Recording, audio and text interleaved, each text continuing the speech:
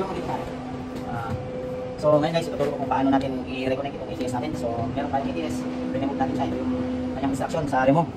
So ngayon, ang gagawin natin ay sa reconnection. So sabi niya, place the ATS in the drawable slots. Turn DS, ito yung DS natin, turn inhibit. Pero ito, since hindi pa na-energize, so for the meantime, babypass natin yan mamaya. And ito, manually position ATS into the same source by bypass switch. I-discuss ko din mamaya yan kung paano natin siya the same position as the bypass switch. Dapat magkaparehas sila. And then post inward to engage the carrier gauge. So focus lang daw natin yung ATS mamaya. And then close bottom cabinet door. Tapos tumog daw natin yung automatic handle, yung handle niya to test location. So mamaya ituturo ko din yan mamaya. And then turn the ATS to auto and use ito na nga yung ATS natin, to electrically operate the ATS to turn on. So ito yung sabi niya kung turn on natin, yung LED niya or yung parang pinaka-HMI niya. So sige, ituturo natin.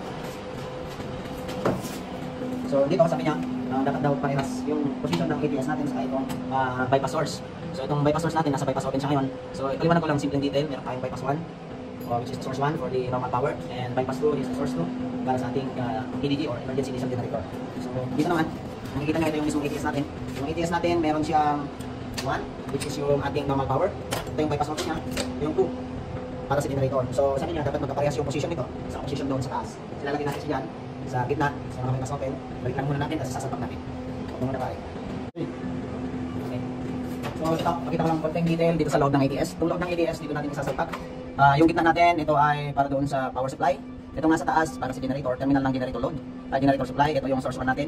So yung nasa gitna natin, ito yung load. So may supply ka dito sa baba, yung normal. Meron ka din supply dito sa taas para sa emergency. So kailangan lang, itong slots dito ay sumakto dito sa ating ATS. So, yan, yung slots na yan. So pag mamaya pag sinalpak natin, dapat magkaparehas, magkatugma. At dito rin papasok yung itong terminal na ito. So nandito yung terminals para sa normal. Ito yung load, ito yung emergency, which is the generator. So isapak natin. Ito muna tayo. So isapak natin siya. So ito kasing ATS ay drawable or withdrawable siya. So tinout natin kanina. Ngayon, i-drawin natin. So lalagay mo lang itong slots ng gulong. Meron siyang slots para sa gulong. So kung titignan mo, may slots para sa gulong. Dapat sumakto muna ito. Tapos saka na natin siya itutulak.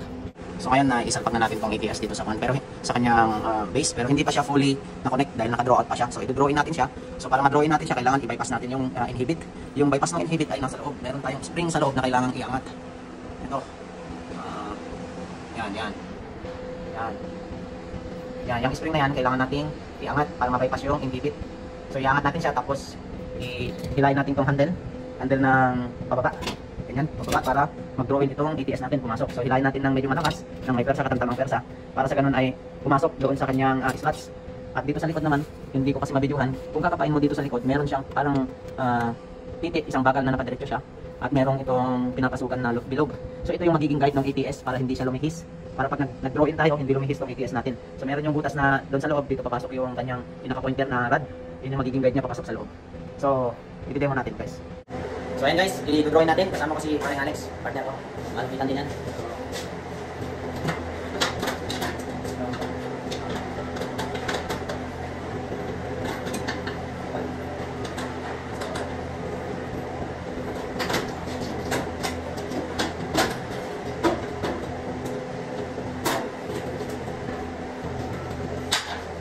So double check lang natin kung hindi na siya nakikita. Tapos tingnan natin ako na lalaki na aso. Tingnan sa loob. Yan. Okay. Yan. Okay. So, yan. Okay na siya. So, ayun guys, okay na siya. So, nakasakot na siya sa loob. Hindi na malina. Okay na rin ito. Ito yung sa genset, bypass, sa normal. So pagdating dito sa taas, i-tester para malaman mo kung naka-intact or naka-engage yung bus bar niya dito sa likod. Kasi merong slots yan, ito yung bus bar niya. Pag tinulak mo siya, ganyan, pag yung slots niya, papasok, ganyan. So para magkaroon ng contact. So para ma-determine mo kung naka-close contact na siya, pwede kang mag-test dito. So i-test mo dito, dito yung load. So load to normal, load to emergency. I-test mo lang ng continuity kung meron siyang contact. So dito mo lang siya mapaguhin din, mapaguhin mo dito sa bypass. Ngayon para ma-bypass mo siya, lalagyan mo siya sa source 1. Kailangan kasi magparehas ito. Source 1 ka dito, source 1 din dito. So, meron ka ulit pipihitin dito sa likod. Meron kang itutulak. May itutulak ka dito sa likod para mailagay mo siya sa source 1. Kasi yung tignan mo matigas. Matigas din mataas. Matigas pababa. So, huwag mo siyang pipilitin dahil masisira yung bypass isolation natin. So, baka mapupunta itong handle or mabili ko. So, meron po siyang bypass dito sa ilalim.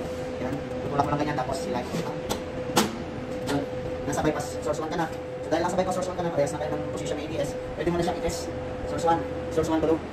So, ganun din, pag binalik mo, lagyan mo muna dito, tapos dapat parehas sa ulit dito, lagyan sa source 2. Yan. So, lalagay mo muna sa bypass open. Hindi pa lang, ano lang, siya, kailangan sa bypass open. So, ganun ulit. Parang pipindutin mo lang, i-press mo lang. Parang may limit switch siya or parang may mechanical lock na pipilitin mo papunta dito. Tutulak mo lang siya para nailagay mo sa bypass open. Yan. Dahil balik mo na sa bypass open, lalagay mo sa 2. And then, para may lagay mo rin sa source 2. So, try natin. Source 2. Yan. So, para nandiyan na sa source 2, so kailangan mo din ilagay sa 2.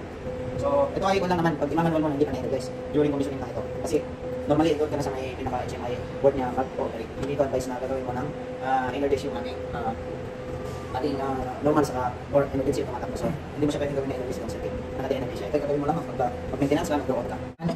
Itong, nandito sa baba mo, 1 and 2, parehas sila ng position. Para, saan natin sila i-drive. May bubon natin dito sa loob. So, lagyan natin sa baba. Yan. So, nasa bypass na siya. So, ngayon, kung gusto mo naman sa generator, so, balik mo lang siya sa open. So, lalagay mo siya sa bypass open. Ganun ulit, may pinipili ka dito sa loob, may tinutulak pa. Parang limit switch. Pero ito ay mechanical interlock. Yan, lagay mo siya sa open. Yan. So, nasa open ka na ngayon. Ito wala. Tingnan nyo, pansinin nyo. So, nasa 1 ako. Gusto kong ilagay sa 2. Pinipigilan niya akong ilagay sa 2. Kasi nasa 1 ako. So, kailangan lagi nyo isipin parehas yung ATS nyo. Saka itong bypass isolation mo lagi. So, ilalagay mo siya dito. Ilalagay mo yung ATS ko sa 2. So, lagay mo na natin sa 2. Yan, lagay mo muna sa 2. Then, pag nalagay na sa 2, doon mo na siya ililipat dito sa yan. So, ganun lang kasimple. Pwede natin sa bypass open. Yan. So guys, hope you enjoy our video. Natuto kayo and